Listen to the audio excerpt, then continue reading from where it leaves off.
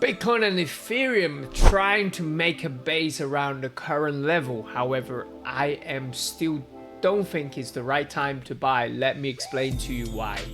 Okay, so let's have a look at the Bitcoin future chart at the moment. We can see we're finding support around the 25k area. Yeah, some buyer, but nothing significant, nothing too strong. Sellers are coming back in, and then the volume is very much still on the downside, so you know people are still selling more. If I like to see a flush lower, break this 25 and then go back to around the 20k would be ideal. Okay, so that's still the plan.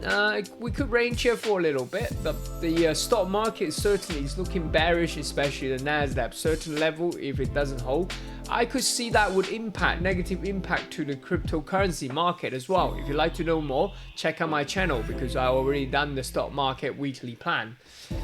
Looking at Ethereum as well, I try to short it. It's now price is just ranging around this area. If I see price break below the 1,500, then yes, I like to see it flush lower. So similar like this, a big selling momentum, the heaviest, and then make double bottom, then that's the timing that I like to buy. So like to see that happen around this area, around the 1200 level, then I'll look to be a buyer. By looking at other sort of crypto related stock as well, they're definitely not looking bullish at the moment. Coinbase are below the major support area around 84, is now staying below.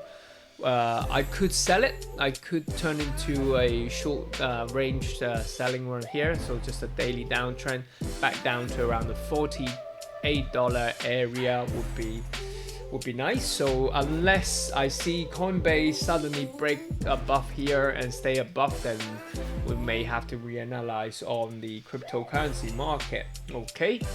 Also, the other one as well that I'm looking at is the Marathon Digital holding. You can see it's still very much on the downside through the price action. Also, you can see the accumulation distribution, meaning people are still selling, pointing downward.